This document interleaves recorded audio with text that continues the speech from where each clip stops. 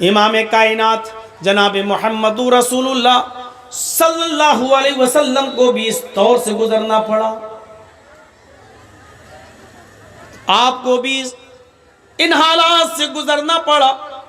بلکہ نبی اکرم کا حال اگر آپ دیکھیں گے اور بخاری شریف کی حدیثوں میں اگر آپ پڑھیں گے نبی اکرم کی زندگی کے آخری حالات، تو آپ کو پتہ یہ چلے گا کہ آخری دن ہے، فجر کی نماز کے بعد اور ظہر کی نماز سے پہلے اس درمیانے بیچ کے وقفے میں، ظہر اور فجر کے بیچ میں اللہ کے نبی اللہ کو پیارے ہوئے ہیں۔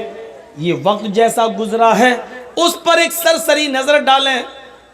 آپ نے برابر کئی مرتبہ عائشہ صدیقہ سے کہا پانی کا پیالہ لاؤ، امی عائشہ پانی لاتی ہیں، اللہ کے نبی پانی کے پیالے میں ہاتھ ڈالتے ہیں اور ہاتھ ڈال کر اپنے چہرے پر ملتے ہیں، پھر ہاتھ ڈالتے ہیں اپنے جسم پر ملتے ہیں، پھر ہاتھ ڈالتے ہیں اپنے چہرے پر ملتے ہیں اور کہتے جاتے ہیں اِنَّ لِلْمَوْتِ سَكَرَاتٍ اِنَّ لِلْمَوْتِ سَكَرَاتٍ اِنَّ لِلْمَوْتِ سَكَرَاتٍ۔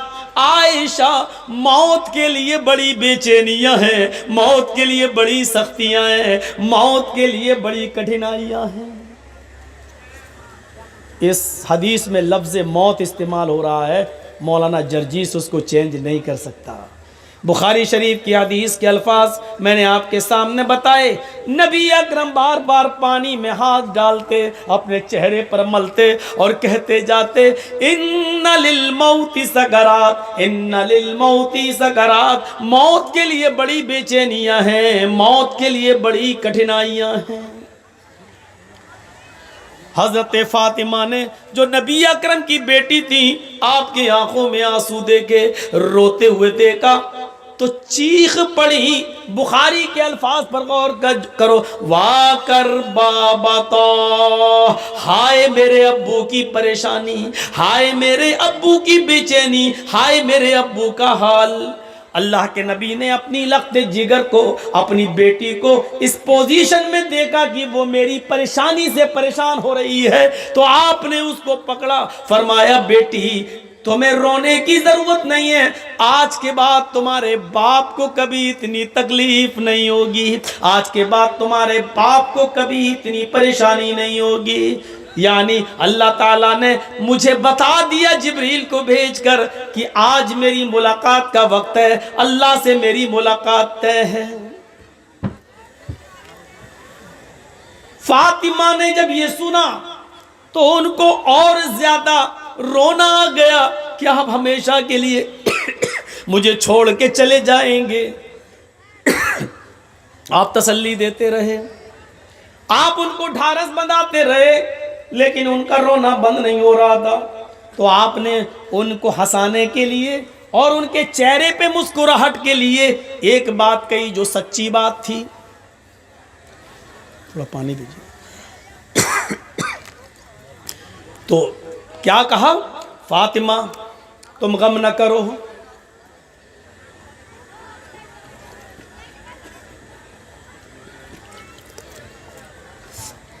فاطمہ تم غم نہ کرو، تم پریشان نہ ہو۔ اے فاطمہ، ابھی ابھی جبریل آئے اور بتایا فاطمہ سے کہہ دو فاطمہ تو سیدۃ نساء اہل الجنہ، اللہ نے فاطمہ کو جنت کی تمام عورتوں کا سردار بنا دیا۔ اس خوشخبری نے فاطمہ کے غم کو تھوڑا ہلکا کر دیا، تھوڑا ہلکا کیا، لیکن مکمل ہلکا کرنے کے لیے اللہ کے نبی نے ایک دوسری بات کہی، فاطمہ پریشان مت ہوئیے، میرے بعد تمہارا ہی نمبر ہے، میرے اہل بیت میں، میرے خاندان میں، میرے گھر میں میرے بعد سب سے پہلے میرے پاس کوئی آئے گا، مجھ سے کسی کی ملاقات ہوگی تو تمہاری ہوگی، یعنی تم آ رہی ہو میرے پیچھے پیچھے۔ یہ سنا فاطمہ رضی اللہ تعالیٰ عنہا نے تو مسکرائیں، اچھا موت کی خبر سن کر کوئی مسکراتا ہے کیا؟ یہ کہا کہ میرے بعد تمہارا نمبر، میرے گھر میں سب سے پہلے مجھ سے، میرے خاندان میں سب سے پہلے تم ملو گی، تو مسکرا رہی ہیں۔ اس کا مطلب یہ ہوتا ہے کہ موت مومن کی نظر میں بری چیز نہیں ہوتی ہے، بلکہ مومن موت کو جتنا قریب دیکھتا ہے اتنا ہی وہ خوش ہوتا ہے کہ میرے رب سے ملاقات کا وقت ہے۔ آج ہم موت سے ڈرتے ہیں، مرنا نہیں چاہتے ہیں، مرنے کی تمنا بھی نہیں ہوتی ہے، اور موت اگر دیکھ لے قریب تو ہم ڈرتے بھی ہیں۔ صاحب یہاں ہارٹ کا کوئی بڑا ڈاکٹر نہیں، بیٹا بنگلور لے کے چلو، بیٹا دلی ایمس میں لے کے چلو۔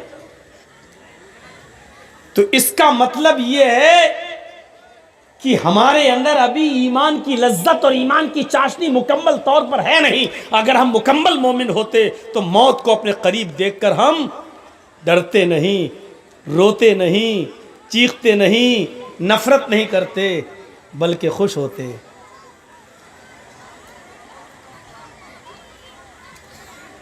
مولانا صاحب یہ کیا کہہ رہے ہیں؟ ہاں میں یہ نہیں کہہ رہا ہوں کہ دعا مانگو اللہ مجھے کل ہی موت دے دے، یہ دعا مانگنا حرام ہے، ایسا نہیں مانگ سکتے آپ۔ یہ بھی نہیں کہہ سکتے اللہ مجھے موت جلدی دے دے، یہ بھی نہیں کہہ سکتے ہو۔ آپ صرف بہت ضروری ہو، پریشانیاں بہت زیادہ ہوں، الجھنیں ہوں، ٹینشن ہو، تو آپ اتنی دعا کر سکتے ہو اللہ سے کہ اے اللہ اللہم احیینی ما کانت الحیات خیر لی، اے اللہ مجھے اس وقت تک زندہ رکھ جب تک میری زندگی میرے لیے بہتر ہو، اور جب میری زندگی میرے لیے بہتر نہ ہو تب تو مجھے اٹھا لے۔ یہ دعا بس کر سکتے ہو جب بہت زیادہ ٹینشن اور بہت زیادہ الجھن ہو تب۔ لیکن ہم موت کی تمنا کیوں کرتے معلوم ہے؟ 5 بیٹیاں ہیں، 6 بیٹیاں ہیں، ان کے جہیز کیسے ہوگا؟ آج کل بغیر گاڑی دیے ہوئے، بغیر انٹرنیشنل بھیکاری کا پیٹ بھرے ہوئے ہماری بیٹی کی ڈولی نہیں سجے گی۔ اس لیے ہمارے ٹینشن اتنے ہو گئے ہیں زندگی میں کہ ہم اسی سے کہتے ہیں اس سے بہتر ہے کہ مر جائیں۔ یہ ہمارے اپنے ٹینشن ہیں، یہ ہماری اپنی الجھنیں ہیں۔ اللہ کے نبی کا پھر یہ حال تھا، اچانک ہونٹ ٹھلنے لگے اور آواز بند ہو گئی۔ ہونٹ ہلتے ہوئے امی عائشہ نے دیکھا تو اپنے کان لگا دیے۔ دیکھیں کوئی خاص بات تو نہیں کہہ رہے ہیں جو آخری وقت میں ہم اس کو سننے سے محروم رہ جائیں۔ کان لگاتی ہیں تو کیا سنتی ہیں؟ ہونٹ ہل رہے ہیں اور اللہ کے نبی یہ جملے ادا کر رہے ہیں، اقیموا الصلاۃ اقیموا الصلاۃ او ما ملکت ایمانکم، نماز پڑھتے رہنا، لوگوں نماز پڑھتے رہنا، اور اپنے غلاموں کا، اپنے ماتحتوں کا خیال رکھنا، جو تمہارے نیچے کام کرتے ہو غلام ہو ان کا خیال رکھنا، جو تم کھانا وہ ان کو کھلانا، جو تم پہننا وہ ان کو پہنانا، ان کی اوپر ضرورت سے زیادہ بوجھ مت ڈالنا۔ اگر کوئی مشکل کام ان سے کرا رہے ہو جو وہ کر نہ سکیں تو ان کے کام میں تم بھی ان کی مدد کرنا۔ ایک طرف اللہ کے حق سے جوڑا نماز پڑھتے رہنا، دوسری طرف بندوں کے حق سے جوڑ دیا کہ اپنے غلاموں کا، تم سے نیچے جو لوگ ہوں ان کا خیال رکھنا۔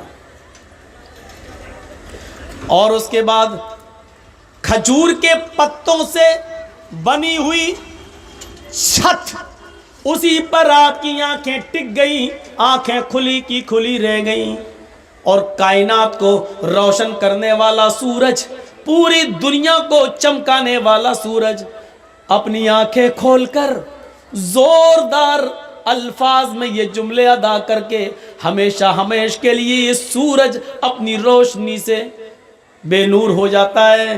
اور اس کی زبان سے جو جملے نکلتے ہیں وہ یہ جملے نکلتے ہیں، اللہم بالرفیق الاعلی، اللہم بالرفیق الاعلی، اے اللہ میں رفیق اعلیٰ میں مجھے داخل کر دے، مجھے رفیق اعلیٰ میں پہنچا دے۔ اے اللہ جہاں انبیاء کرام ہیں، جہاں شہداء کرام ہیں، جہاں تیرے اولیاء اللہ، تیرے دوست، تیرے بزرگ بندے ہیں، انہی لوگوں میں مجھے بھی پہنچا دے۔ آپ نے یہ آخری لفظ اپنی زبان سے نکالا اور اس کے بعد پوری دنیا کو چمکانے والا سورج ہمیشہ کے لیے اس گھر سے غروب ہو گیا۔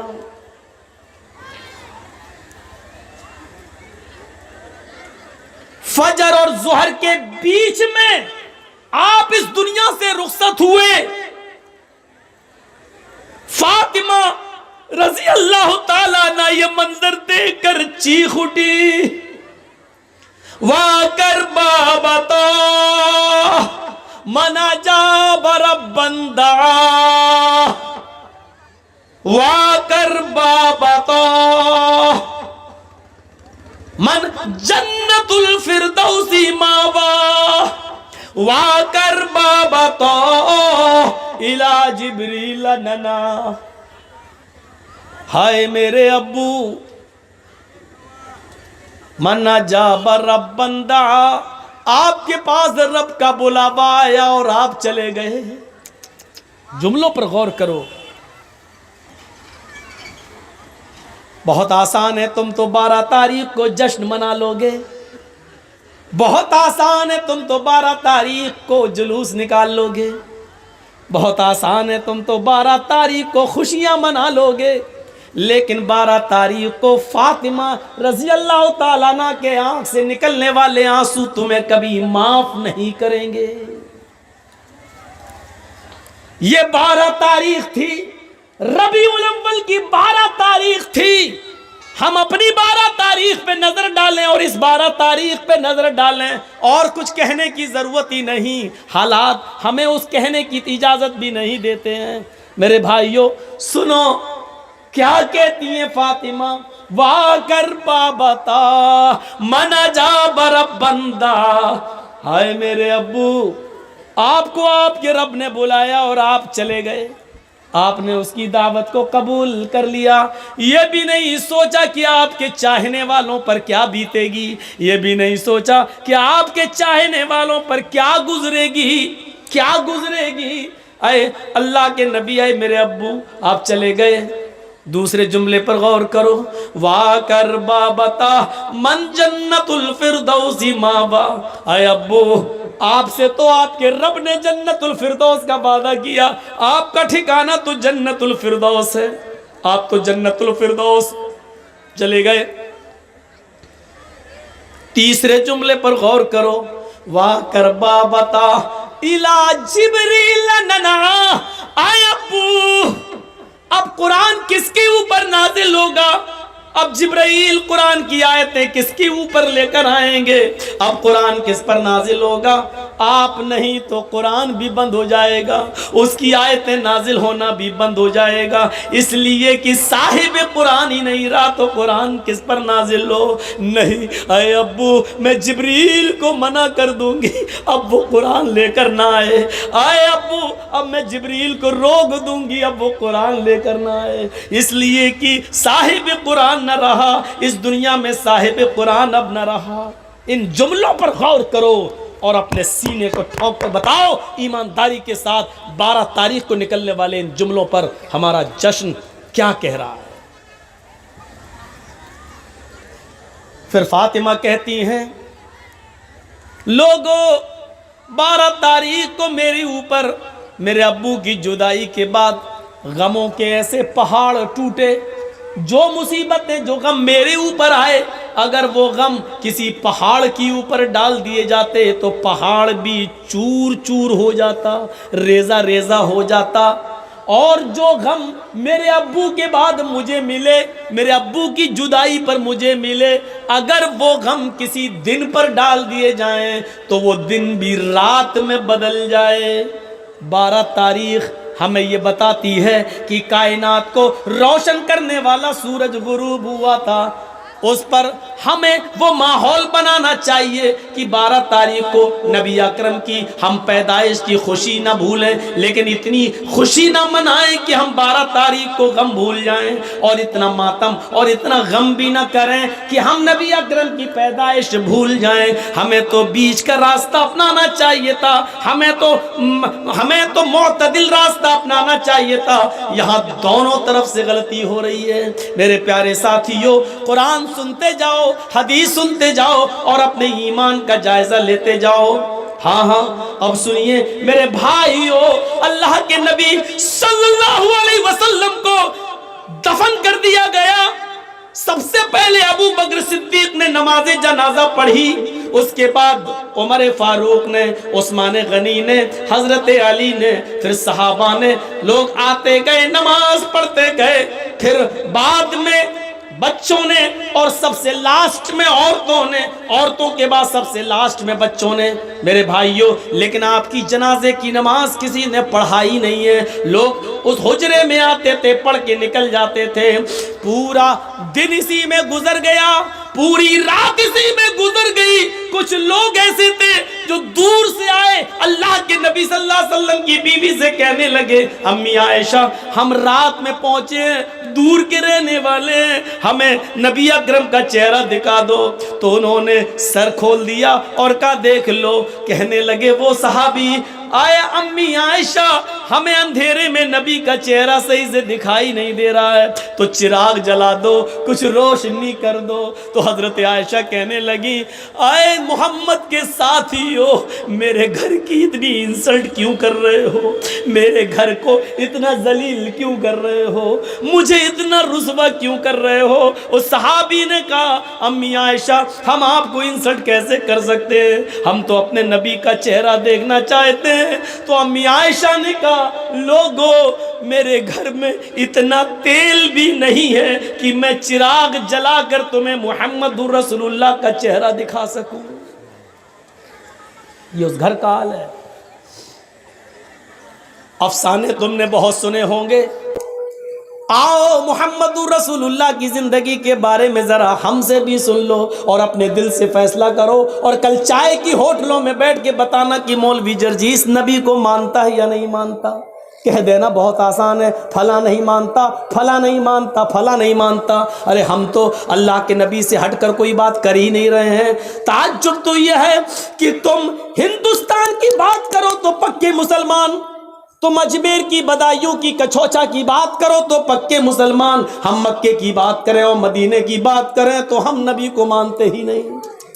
افسوس یہ ہے کہ تم ملا مولویوں کی لکھی ہوئی کتابوں کی بات کرو تو پکے مسلمان، اور ہم یہ کہیں کہ یہ نبی کا فرمان ہے، یہ فاطمہ کہہ رہی ہیں یہ اللہ کے رسول کا فرمان ہے، ہم یہ کہیں تو ہم مسلمان نہیں۔ جو لوگ یہ کہتے ہیں یاد رکھنا مولوی جرجیس کا ہاتھ ہوگا، کل قیامت کے دن تمہارا گریبان ہوگا، ہم تمہیں کھینچ کر رب کی عدالت میں لے کے آئیں گے اور یہ کہیں گے، اے اللہ یہی وہ لوگ ہیں جو دنیا میں چائے کی ہوٹلوں میں بیٹھ کے کہا کرتے تھے کہ یہ نبی کو نہیں مانتے ہیں، یہ نبی کی شان میں گستاخی کرتے ہیں۔ اے اللہ مجھے ان سے انصاف چاہیے، اے اللہ مجھے ان سے انصاف چاہیے۔ میرا ہاتھ ہوگا، تمہارے گریبان ہوں گے، یہ سوچ سمجھ کر کسی پر الزام لگانا۔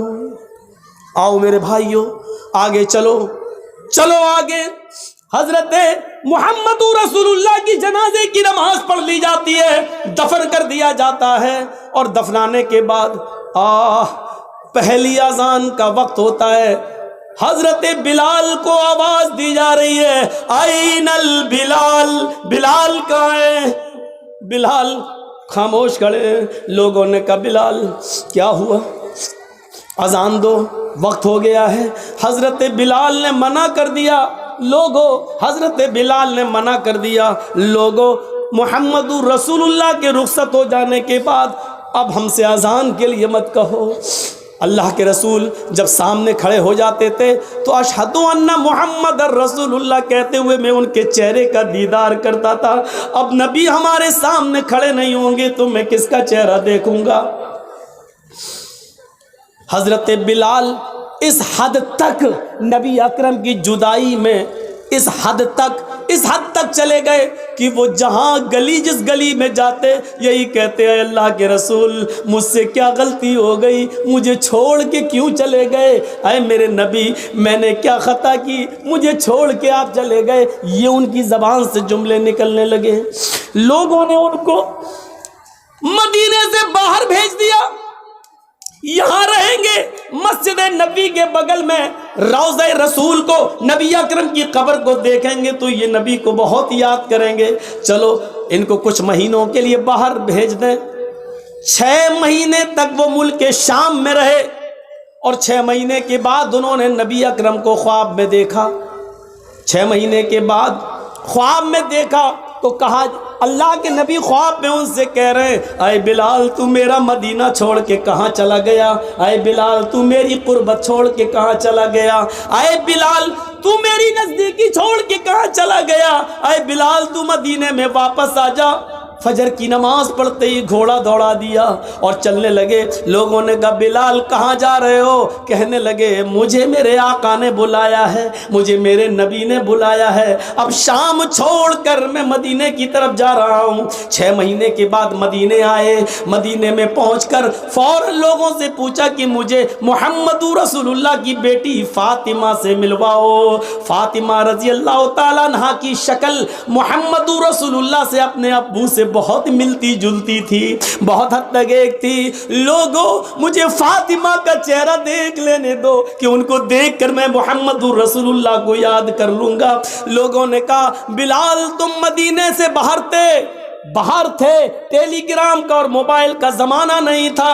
اے بلال تمہارے آنے سے چند دن پہلے محمد رسول اللہ کی بیٹی حضرت فاطمہ بھی اس دنیا سے چل بسی, وہ بھی اللہ کو پیاری ہو گئی, وہ بھی اب اس دنیا میں نہیں رہی. نظریں آسمان پہ ڈالی, اے اللہ نبی کا غم ابھی بھولا نہیں تھا, کیا ایک اور غم میرے اوپر آ گیا, فاطمہ بھی اس دنیا میں نہ رہی. زبان سے نکلا انا للہ و انا الیہ راجعون. کسی طرح خاموش ہوئے, باتیں ہوئیں اور تھوڑی دیر کے بعد اذان کا وقت ہو گیا.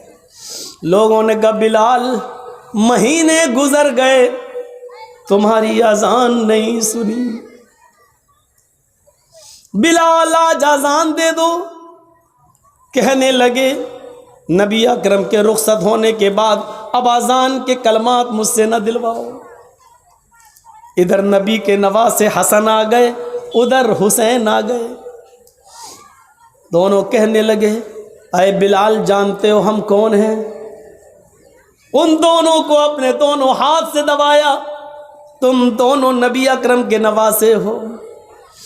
میرے نانا نے کیا کہا تھا, جس نے میرے نواسوں کا دل توڑا اس نے محمد الرسول اللہ کا دل توڑا.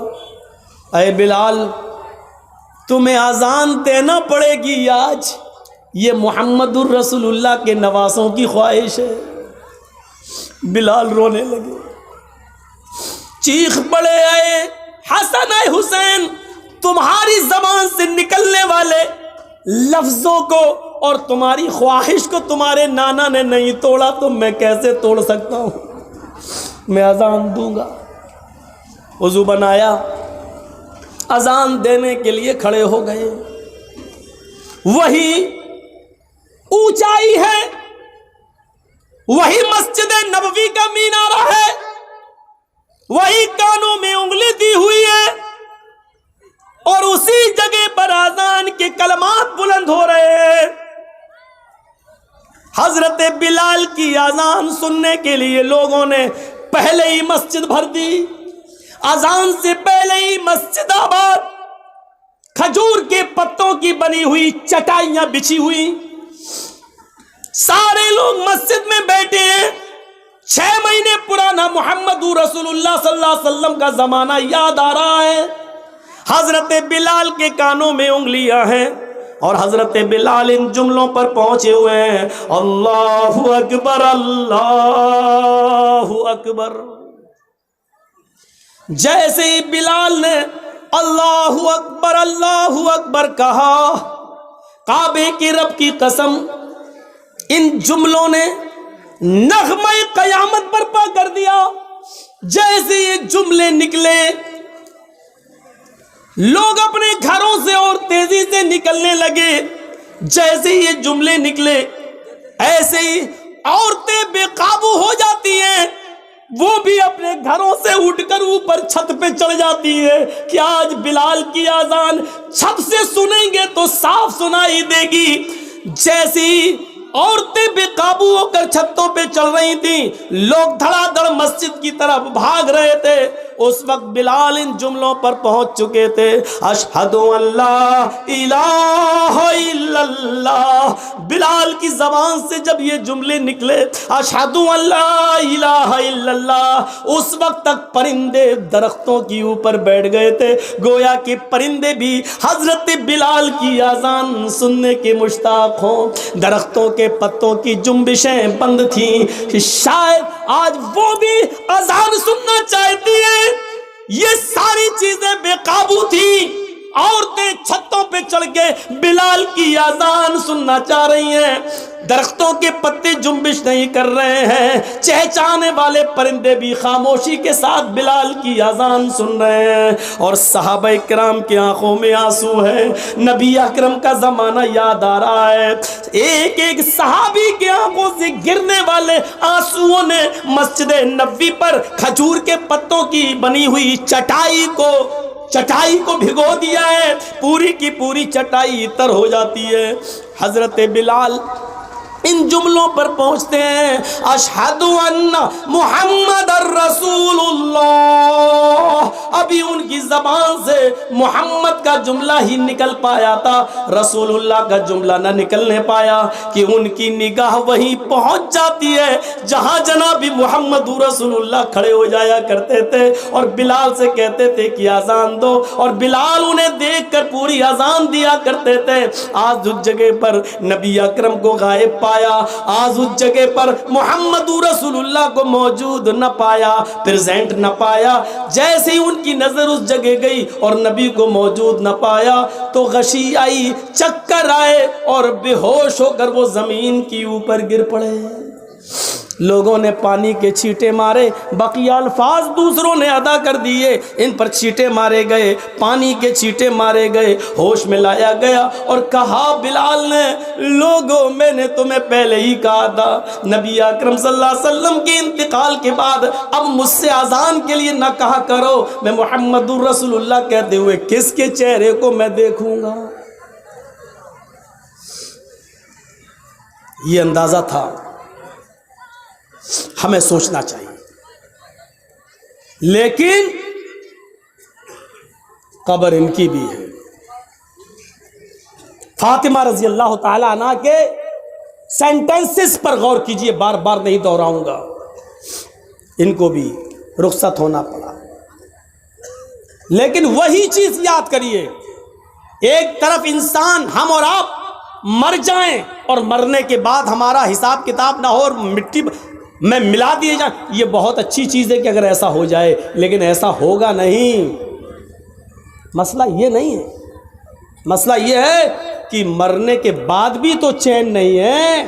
دنیا میں اگر اچھے عمل کیے ہیں تو ان کا انعام قبر میں ہی ملنا شروع ہو جاتا ہے، اور اگر ہم نے اور آپ نے اچھے عمل نہیں کیے ہیں تو مرنے کے بعد اس کا عذاب بھی شروع ہو جاتا ہے۔ ابھی قیامت میں تو حساب ہونا الگ باقی ہے، وہ ایک الگ چیز ہے، یہاں سے ہی شروع ہو جاتا ہے دور۔ حضرت عثمان غنی کے سامنے جہنم کے عذاب کا ذکر کیا جاتا نہیں روتے، لیکن جب قبر کے عذاب کا ذکر کیا جاتا تو اتنا روتے کہ ان کی داڑھی تر ہو جاتی۔ پوچھا ہے عثمان، جہنم کے عذاب کا ذکر ہوتا تو تم نہ روتے، اور قبر کے عذاب کا ذکر ہوتا تو اتنا روتے، کیا بات ہے؟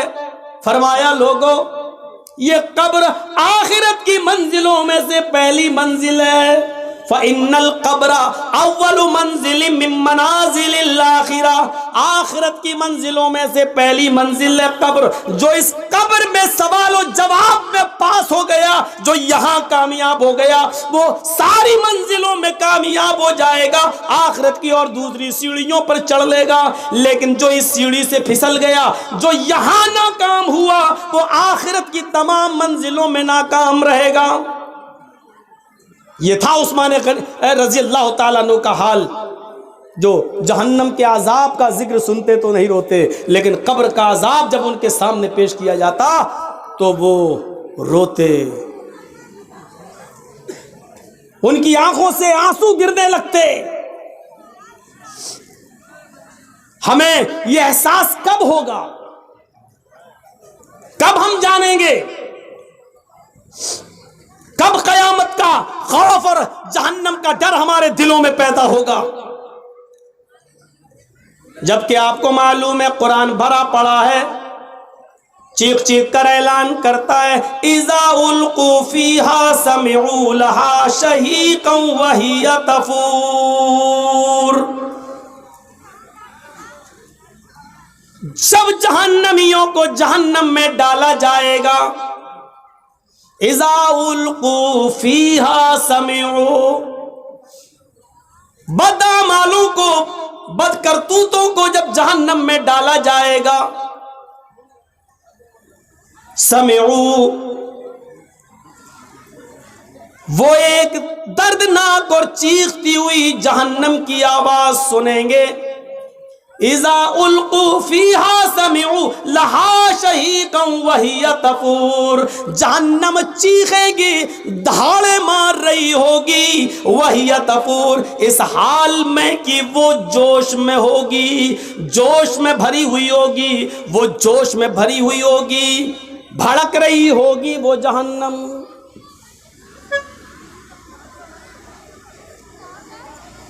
کون احساس کرے گا اس کا؟